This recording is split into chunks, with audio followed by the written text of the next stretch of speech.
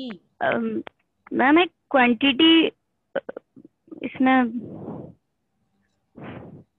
ये जी बेटा।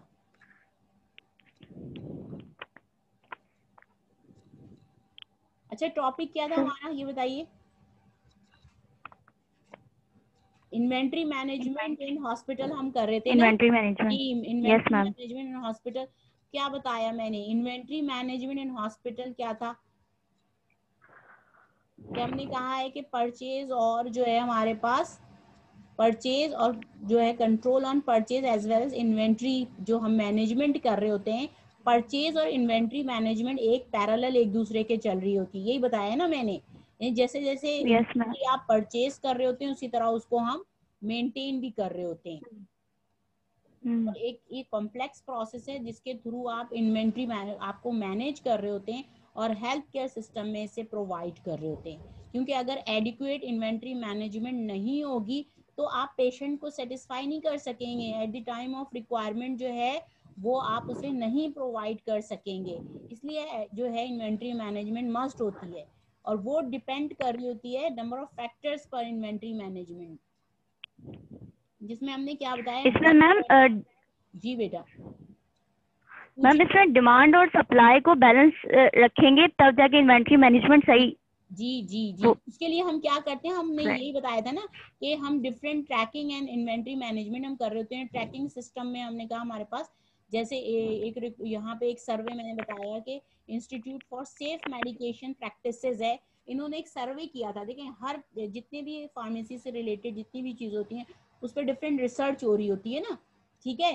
कि आप जो मेडिकेशन यूज कर रहे होते हैं, जैसे मैंने कहा एविडेंस बेस्ड मेडिसिन, जिससे पहले जब हमने पढ़ा था कि एविडेंस बेस्ड मेडिसिन पे रिसर्च हो रही है, यानी वो मेडिसिन जो कि प्रिस्क्राइबर जो है प्रिस्क्राइब कर रहा है और पेशेंट यूटिलाइज कर रहे होते हैं, तो उस पर भी रिसर्च हो रही होती है कि भाई कौन सी ड्रग कितनी इफेक्टिव है। डिफरेंट जो फार्मासिस्ट हैं और फिजिशियन हैं इन पे काम कर रहे होते हैं। इसी तरह के किन टेम्परेचर्स पर जो मेडिसिन को टेम्परेचर पर स्टोर किया जा रहा है इस पर भी रिसर्च हो रही होती है। इसी तरह मैनेजमेंट जो हो रही होती है, इन्वेंट्री की मैनेजमेंट कैसे हो रही होती है, इसको भी जो है वो इस पे भी डिफरेंट रिसर्च हो रही है। तो मैनेजमेंट किस तरह करें कि सप्लाई और डिमांड में बैलेंस और पेशेंट को आप सेटिस्फाई कर सकें। इसी से इन्होंने कहा है कि एक रिसर्च हुई थी जो कि institute for safe medication practices में जो फिजिशियंस थे उन्होंने जो है रिसर्च की, जिसमें उन्होंने बताया कि 20% of practitioners survey reported that 20% जो उसमें से प्रैक्टिशनर्स थे जिन्होंने रिसर्च की थी, उन्होंने कहा कि एडवर्स पेशेंट आउटकम जो आ रहे थे वो क्यों आ रहे थे, because of a lack of inventory management and monitoring of supply levels. यानी कि इन्वेंट्री एक तो मैनेज नहीं थी और at the time of requirement जिस मेडिसिन की जरूरत थी वो पेशेंट को नहीं मिल रही थी, जिसकी वजह से एडवर्स पेशेंट आउटकम्स आ रहे थे। ये कह रहे हैं फार्मेसी मैनेजमेंट सिस्टम जो कि प्रोवाइड करता है रियल टाइम इन्वेंट्री मैनेजमेंट, किस तरह हम उसे हम कर सकते हैं, can assist in maintaining the balance between stocking appropriate quantity. यानी कि आप रियल टाइम इन्वेंट्री मैनेज हम क्वांटिटीज को कैसे कर सकते हैं कि आप एक बैलेंस रखें जो स्टॉक आप क्वांटिटी का कर रहे हैं ताकि वो पेशेंट की रिक्वायरमेंट को सेटिस्फाई कर सके। और फिर ऐसा भी ना हो और जो आप मेंटेन कर रहे हैं क्वांटिटीज वो बहुत ज़्यादा एक्सेस में नहीं जाए, ऐसा ना हो कि डुप्लीकेशन हो जाए, ठीक है। तो इसके लिए इन्होंने क्या कहा कि रियल टाइम ट्रैकिंग सिस्टम होता है। रियल टाइम ट्रैकिंग मैनेजमेंट जो होता है एक प्रोसेस है जिसमें हम बार कोड यूज कर रहे होते हैं, स्कैनर्स यूज कर रहे होते हैं, डिफरेंट इन्वेंट्री सॉफ्टवेयर। जैसे आप अगर बेटा आप ये देखें, अगर हम इस फार्मास्यूटिकल्स की बात नहीं भी करते हैं, लेकिन अगर आप जैसे आप जा रहे होते हैं सुपर स्टोर वगैरह आप जा रहे होते हैं डिफरेंट, ठीक है, वहां पे भी आप देखते हैं ना जब आपका जो बिल आपका बन रहा होता है वो स्कैन कर करके बना रहे होते हैं, इसी तरह बनता है ना बिल। देखा है आपने कभी गौर किया है क्यों स्कैन कर रहे होते हैं? सम टाइम वो प्राइसेस नहीं पर और ये होता है काउंटिंग के लिए, भाई इतनी इतनी चीजें जब वो स्कैन कर रहे होते हैं उनके पास जो इन्वेंट्री सॉफ्टवेयर होता है उसके थ्रू वो डिटेल उनके पास आ रही होती है कि भाई इतनी क्वांटिटी माइनस हो गई, स्टॉक में इतनी क्वांटिटी रह गई है। तो ये इन्वेंट्री सॉफ्टवेयर होते हैं जिसके थ्रू आप जो होते हैं अपनी इन्वेंट्री को मेंटेन कर रहे होते हैं, जिसके अकॉर्डिंग आप ऑर्डर कर रहे होते हैं, चीजें परचेज कर रहे होते हैं और सेल कर रहे होते हैं, ठीक है। इसको इन्होंने कहा कि रियल टाइम इन्वेंट्री मैनेजमेंट हम पार लेवल के थ्रू कर सकते हैं। ठीक है, पार लेवल मैंने क्या बताया था, पीरियोडिक ऑटोमेटिक रिप्लेनिशमेंट या रिप्लेसमेंट होता है लेवल, क्या बताया था इसमें, आप बताइए रिमशा मुझे। जी बेटा, आवाज आ रही है रिमशा मेरी? जी सोहा आप बताएं।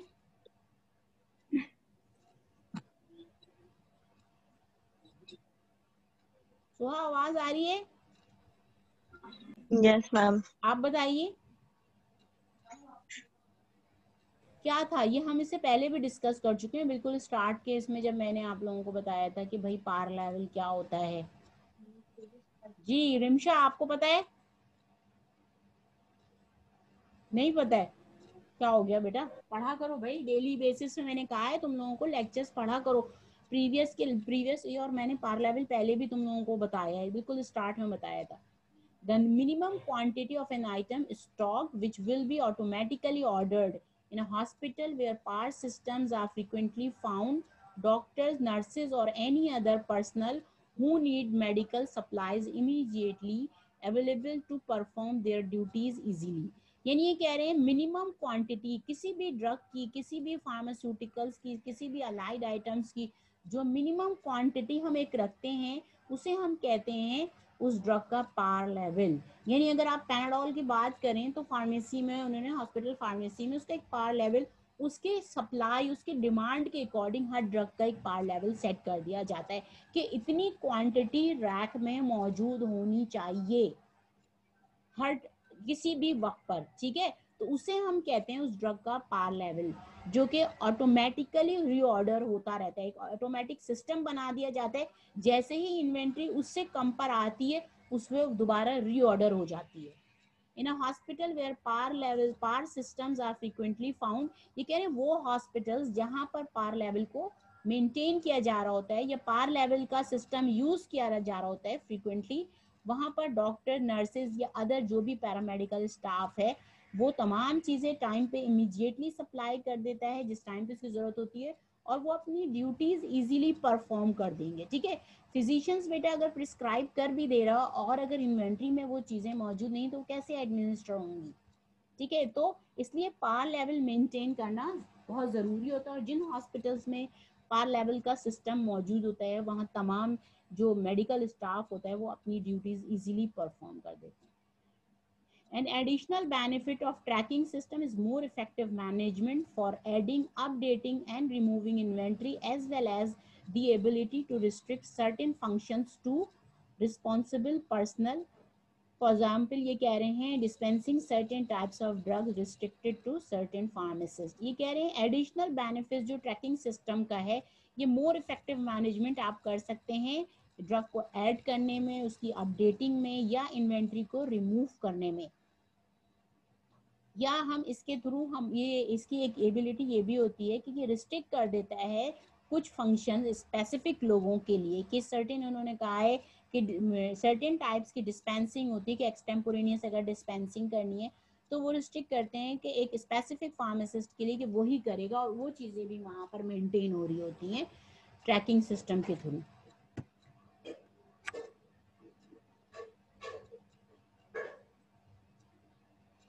मेंटेन रिकॉर्ड्स कैसे करते हैं, proper medication management requires pharmacies to maintain complete and accurate records of drug purchase.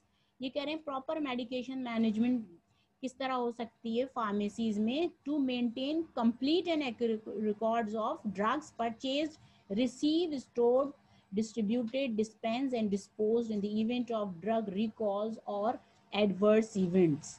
ये कह रहे हैं कि प्रॉपर मेडिकेशन के लिए हमें ज़रूरी है कि फार्मेसी में वो कुछ चीज़ें फार्मेसी में आप मेंटेन करें जिसमें हमारे पास क्या है, एक्यूरेट रिकॉर्ड होना चाहिए, उसको मेंटेन होना चाहिए कि कितनी ड्रग परचेज किए हैं आपने, रिसीव की, उसके अलावा स्टोर जो हुई हैं वो क्या है, उन तमाम का रिकॉर्ड मौजूद होने चाहिए, डिस्ट्रीब्यूट जो हो रही हैं different in patient out patient departments में, इमरजेंसी में कितनी उसमें से डिस्पेंस हो रही हैं और डिस्पोज कितनी हो रही हैं, अगर उनमें से कुछ वो ड्रग्स जो कि रिकॉल हो रही हैं ड्यू टू एडवर्स इवेंट से किसी भी वजह से, वो तो इन तमाम चीज़ों का रिकॉर्ड प्रॉपर मौजूद होना चाहिए। तो इस तरह भी जो है आप अपने जो है प्रॉपर मेडिकेशन मैनेजमेंट कर सकते हैं आप। Using a bar coding system to record each instance a drug is received, dispensed, recalled or sent for destruction in an effective method to ensure accuracy and help in inventory management। कह रहे हैं अगर आप bar code system हम use करेंगे बेटा, तो आप किसी भी टाइम पर देख सकते हैं कि कौन सी ड्रग रिसीव हुई है, उसमें से डिस्पेंस कितनी हुई, रिकॉल कितनी हुई, और कितनी ड्रग्स को डिस्ट्रक्शन के लिए आपने भेज दिया या डिस्पोज ऑफ करने के लिए भेजा, या कौन से मेथड इन चीज़ों के लिए यूज कर रहे हैं to ensure accuracy and help in inventory management. ये तमाम चीज़ें अगर रिकॉर्ड मौजूद हो और बार कोडिंग सिस्टम और यूज कर रहे हो तो ये हेल्प करता है इन्वेंट्री मैनेजमेंट में। सेग्रीगेशन ऑफ ड्यूटीज, यानी पहले तो इन्होंने कह दिया कि सबसे पहले है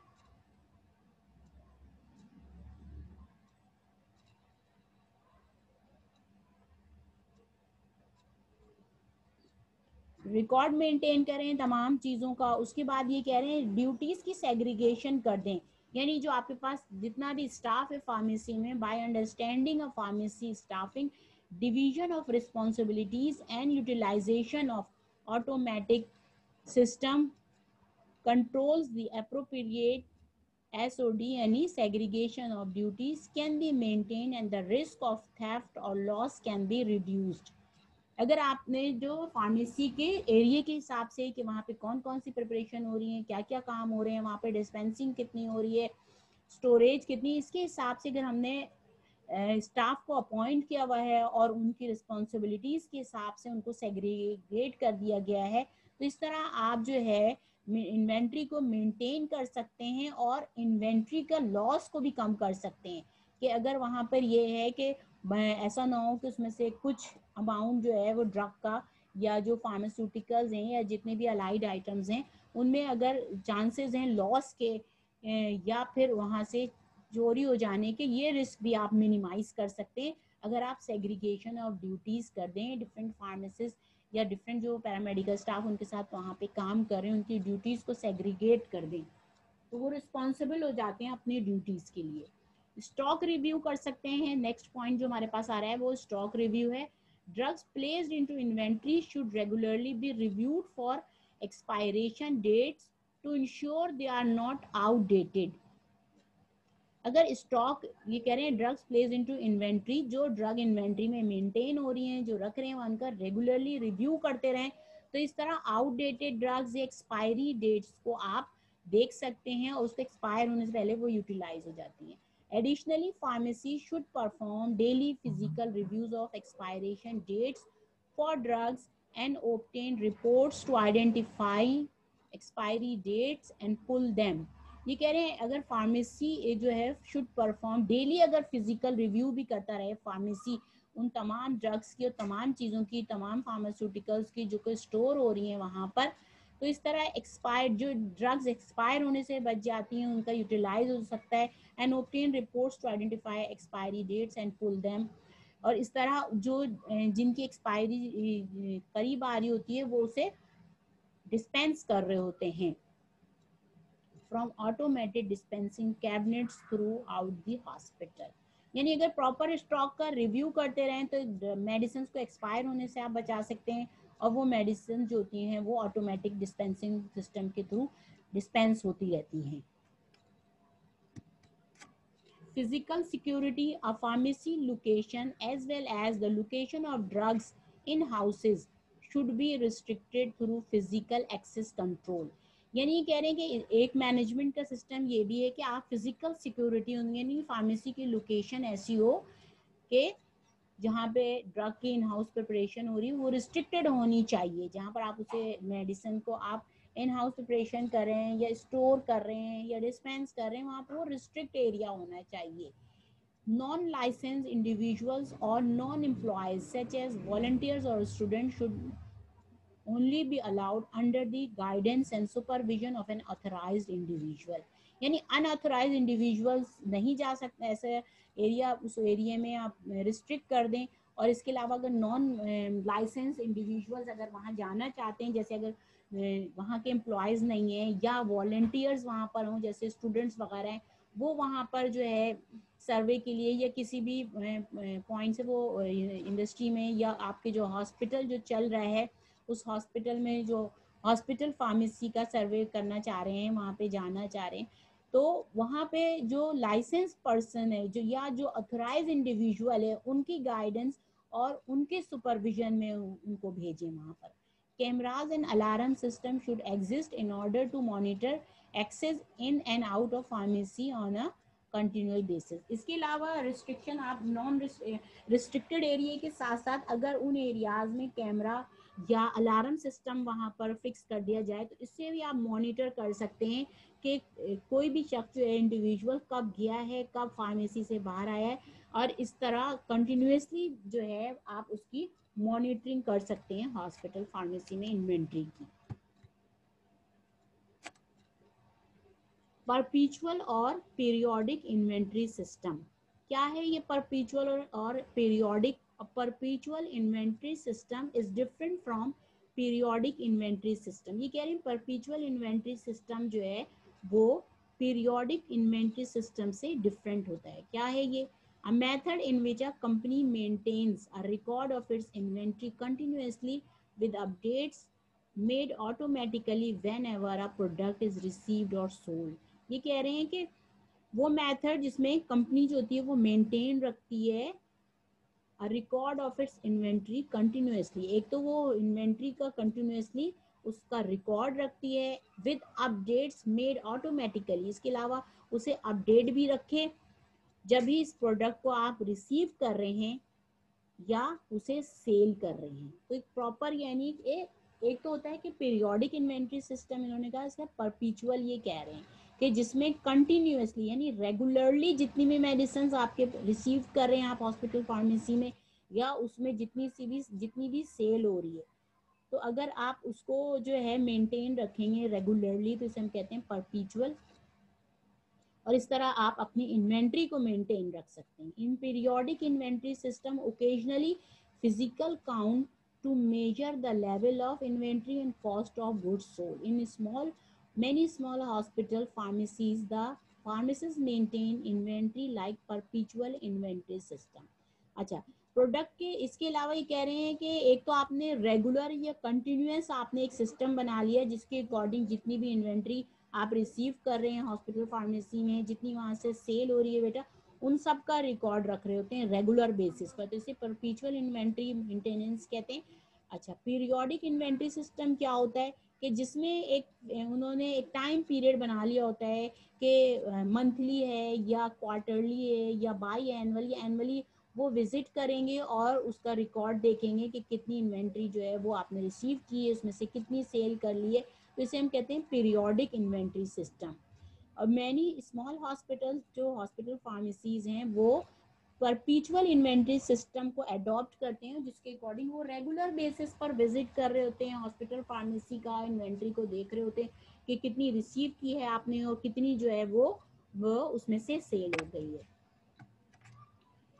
कंक्लूजन क्या है कि pharmacy inventory management effectively can enable organization to improve financial performance and reduce risk relating to patient safety. यानी फार्मेसी इन्वेंट्री मैनेजमेंट क्यों मैनेज की जा रही है, क्या है इसका स्कोप क्या है, क्यों करते हैं? एक तो ये होता है कि आप इम्प्रूवमेंट आती है उनके फाइनेंस में, क्योंकि ज़ाहिर है जब आपकी इन्वेंट्री लॉस नहीं हो रही है या डुप्लीकेशन नहीं हो रही और एक्सपायर नहीं हो रही है ड्रग, तो फाइनेंशियल लॉस नहीं होगा, आपका इम्प्रूवमेंट होगी।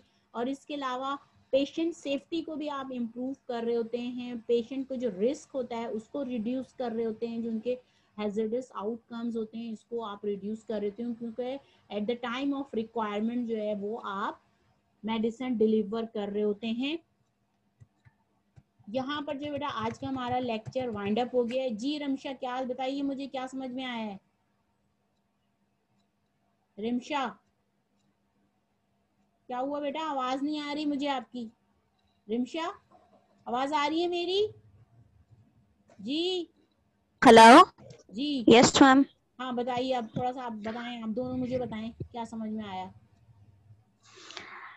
मैम इन्वेंट्री मैनेजमेंट में यही मैनेजमेंट हम क्यों कर रहे होते हैं, मैंने आपको एग्जाम्पल भी बताई है किस तरह कर रहे होते हैं, आपको डिफरेंट सुपर स्टोर्स की एग्जाम्पल, कि अगर आप डिफरेंट सुपर स्टोर्स में भी आप जाएं तो वहां पर अगर फार्मेसी में आप, उन्होंने भी एक प्रॉपर अलग से, हम एक यहाँ पे हॉस्पिटल फार्मेसी की हम बात करें, लेकिन नॉर्मली भी आप देख रहे होते हैं कि जो हम बार कोड स्कैनर्स इस तरह के हम सिस्टम यूज कर रहे होते हैं ना, तो क्यों हम मैनेजमेंट हम कर रहे हैं, इन्वेंट्री मैनेजमेंट क्यों हो रही है हॉस्पिटल फार्मेसी में, क्या जरूरत थी ये टॉपिक पढ़ने की? मैम ये सब हम इसलिए करते हैं ताकि रिकॉर्ड रख सकें हर चीज का, पेशेंट का भी, मेडिसिन का। नहीं तो हम क्यों मैनेज कर रहे होते हैं ना इन्वेंट्री, यही तो मैं पूछ रही हूँ कि हॉस्पिटल फार्मेसी में क्यों जो है हम इन्वेंट्री में हम मैनेज कर रहे होते हैं, क्या जरूरत थी आपको यहाँ इन्वेंट्री मैनेजमेंट करने की? रिकॉर्ड रखने के लिए ना। है ना, तो रिकॉर्ड तो रखते हैं, उससे फायदा क्या होता है, क्यों मेंटेन क्यों कर रहे हैं इन्वेंट्री को, ये कह रही हूँ मैं जी। ताकि कोई चीज अगर खत्म होने लगे तो हमें पता चल जाए, एक्सपायरी डेट्स वगैरह हम उसका भी रिकॉर्ड बेनिफिट, रखते हैं, उससे इसीलिए। बेनिफिट क्या होगा, क्या बेनिफिट होगा कि eight the time of requirement आप प्रॉपर्ली जो है वो आप मेडिसिन प्रोवाइड कर रहे हैं या सर्जिकल आइटम मैम इसमें मैम बेनिफिट यही है कि इन्वेंट्री मैनेजमेंट सिस्टम के थ्रू अगर जैसे स्टॉक हमारे पास बहुत ज्यादा है 2000 3000 का, और जैसे सब उसमें काम कर रहे हैं, तो ये है कि अगर एक भी मेडिसिन उसमें से कम होती है तो इन्वेंट्री उसमें सिस्टम वगैरह जो होता है उस पर वो उसमें आ जाता है, इन्वेंट्री यानी सिस्टम में आ जाता है कि ये मेडिसिन कम है, इसका इतना वेट कम है। चाहिए ना सॉफ्टवेयर, लेकिन हम क्यों हम कह रहे हैं कि मैनेजमेंट होनी चाहिए प्रॉपर इन्वेंट्री हॉस्पिटल फार्मेसी में, क्यों, क्या बेनिफिट है इसका?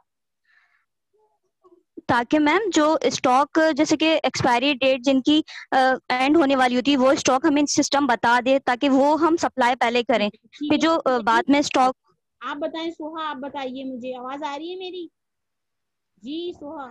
यस यस मैम, मुझे तो यही समझ में आया कि हम रिकॉर्ड रखने के लिए करेंगे ये तो सब, बेटा रख रहे होते हैं हम, ताकि हमें ठीक सब। है, लेकिन क्यों इन्वेंट्री मैनेजमेंट हो रही है? ठीक है, आप तमाम वो तो इस तरह आप रिकॉर्ड रख रहे हैं, आप जो है डिफरेंट आप सॉफ्टवेयर यूज कर रहे हैं, उससे आप मेंटेन कर रहे हैं ना इन्वेंट्री, तो हमें क्या जरूरत है मैं जो है हॉस्पिटल फार्मेसी में इन्वेंट्री मेंटेन रखने की, ये पूछ रही हूँ मैं। मैम ताकि अगर कभी ड्रग रिकॉल करना पड़े तो हमारे पास नहीं, बैच ड्रग की रिकॉल सारी का, अच्छा ड्रग रिकॉल क्या है, मैंने बताया था आप लोगों को, ड्रग रिकॉल बताइए क्या मैम है?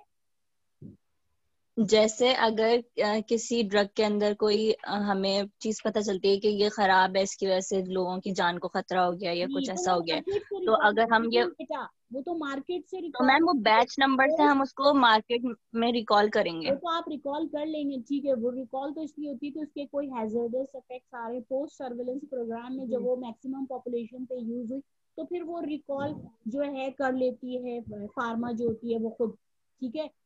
लेकिन हम इन्वेंट्री मैनेजमेंट इसलिए कर रहे होते हैं बेटा, ताकि एक जो पेशेंट की जो सेफ्टी है उस पर आप कॉम्प्रोमाइज नहीं करें, ठीक है, पेशेंट को eight the time of requirement जो मेडिसिन की जरूरत है वो प्रोवाइड आप कर सकें, आपका जो है इकोनॉमिकल लॉस ना हो कंपनी को, तो ये तमाम चीजें होती है। सबसे मेन चीज जो होती है पेशेंट आउटकम को इम्प्रूव कर रहे हैं, अगर eight the time of requirement patient को जिस मेडिसिन की जरूरत थी वो नहीं मिली तो क्या होगा, ये तो हॉस्पिटल बेकार हो गया, यूजलेस हो गया।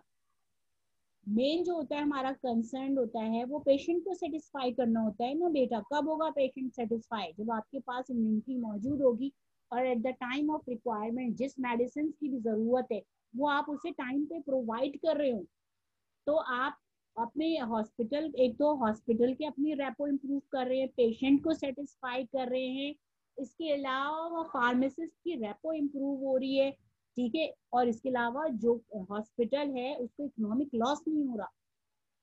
और सबसे मेन चीज होती है कि पेशेंट आउटकम इम्प्रूव करते हैं, जब आपको eight the time of requirement patient को वो मेडिसिन नहीं मिलेगी तो क्या होगा।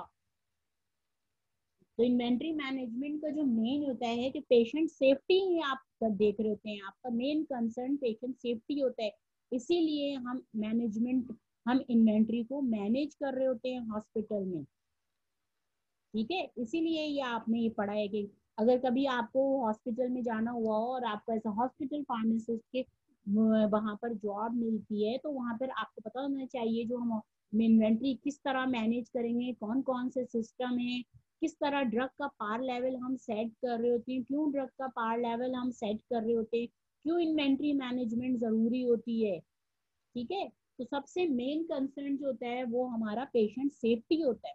फिर इकोनॉमिक आता है हमारा, कि इम्प्रूव करते हैं इकोनॉमी को आप हॉस्पिटल की। ठीक है, आज मुझे ये समझ में नहीं आ रहा है कि बाकी लोग कहाँ हैं। या तो आप लोगों को बहुत ही अच्छा समझ में आ रहा है हॉस्पिटल फार्मेसी, या बिल्कुल नहीं समझ में आ रहा, ये कह सकते हैं। समझ में आ रहा है बेटा आप लोगों को हॉस्पिटल फार्मेसी का कोर्स? जी यस मैम।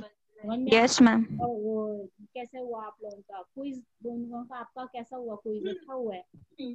जी क्विज ये तो अच्छा बेटा हुआ। मैंने एक सैंपल क्विज लिया था और इसमें मैंने 1 अटेम्प्ट नहीं दिया था, इसीलिए क्विज सबमिट करने के बाद दोबारा खुल रहा होगा आप लोगों के पास। ठीक है, अब जब मैं लूंगी, वैसे तो मैं आप लोगों के CR और GR को भी बता दूंगी, दोनों को, मॉर्निंग इवनिंग दोनों। आप तो इवनिंग है, मॉर्निंग को भी। अब जो मैं आप लोगों का एक क्विज फाइनल सिंगल अटेम्प्ट होगा और टाइम रिस्ट्रिक्शन होगी, और इसमें मैंने टाइम रिस्ट्रिक्शन भी नहीं लगाई थी, सिर्फ उसमें मैंने लिख दिया था कि भाई 30 मिनट्स का। अब जो आप लोगों का कोर्स फाइनल होगा, जैसे ही आपका ये वाइंड अप होने वाला होगा कोर्स, तो फिर मैं एक टाइम रिस्ट्रिक्शन लगाऊंगी, और जो गूगल फॉर्म आपका उस पर टाइम रिस्ट्रिक्शन भी होगी और सिंगल अटेम्प्ट होगा। जैसे ही टाइम कंप्लीट होगा वो जो हो जाए क्लोज हो जाएगा और सबमिट हो जाएगा, सही। सबमिट आप कर देंगे। ठीक है, और जो है ma'am okay single ma'am. Attempt होगा वो एक दफा आप सबमिट कर देंगे तो दोबारा नहीं खुलेगा। ये तो मैंने एक प्रैक्टिस आप लोगों को करवाई थी कि भाई आप लोगों को समझ में आ जाना चाहिए कि किस तरह करते हैं, किस तरह सबमिट होगा। ठीक है, कुछ और पूछना है या मैं इसे बंद कर दूं, वाइंड अप कर दूं? Yes ma'am. ठीक है, मैम वो जी बेटा। आपका जो असाइनमेंट है, हाँ पूछिए। हेलो, हाँ आवाज आ रही है मुझे। आपने जो असाइनमेंट दिया था वो कल तक सबमिट करना है? वो 4 जैन मैंने डेट कर दी है ना बेटा, LMS पर 4th दे दी। Jan। और अच्छा। और वो 28 एलएमएस से पे करना है या? 28 से सबमिशन है उसकी स्टार्ट। 28 तो गुजर चुका है अब। जी। ठीक है ना, आज तो 29 हो गया, तो यानी कल से उसकी सबमिशन स्टार्ट है। कल से वो जो बच्चे कर रहे होंगे उनके आ रहा होगा वहां पर, और 4 जैन तक वो सबमिट हो सकता है, उसके बाद नहीं होगा सबमिट। और एलएमएस पे ही करना है? जी बेटा, LMS पे करना है। बाई चांस अगर किसी का LMS वैसे तो हो जाएगा, अगर किसी को भी कोई इश्यू हो रहा है, बच्चे मुझसे कुछ कांटेक्ट कर रहे हैं। वैसे तो मैंने IT में पूछा था तो उन्होंने ये कहा है कि वो कुछ भी नहीं है, सिंपल उनको असाइनमेंट पे जाकर और अपना असाइनमेंट अपलोड करना होगा। ठीक है, कोई एडिट नहीं करना होगा। लेकिन एक बच्ची की मेरे पास आया था कि मैडम वो असाइनमेंट सबमिशन का ऑप्शन नहीं आ रहा, तो मैंने कहा राइट पे जाके देखें, वहां पर एडिट का एडिट सेटिंग पे जाएं। एडिट सेटिंग जब करेंगी आप तो वहां पर जो है असाइनमेंट सबमिशन या फाइल अपलोड का ऑप्शन आ जाएगा। फाइल अपलोड करें, फाइल अपलोड करके सबमिट करें। ठीक है, ओके वैसे तो मैम। मेरा ख्याल है एडिट ओके सेटिंग की जरूरत नहीं पड़ेगी। जो मेरी IT में बात में उन्होंने कहा नहीं, स्टूडेंट के लिए हमने एडिट नहीं रखा, सिर्फ हमारे लिए है, फैकल्टी के लिए। ठीक है, तो अगर कोई मसला हो तो फिर आप मुझसे व्हाट्सएप पे पूछ लीजिएगा अगर नहीं सबमिट हो रहा है। लेकिन 4 लास्ट डेट है, उसके बाद बेटा सबमिट नहीं होगा आप लोगों को। ठीक है, ओके मैम। ठीक है बेटा, अल्लाह हाफिज। अल्लाह हाफिज।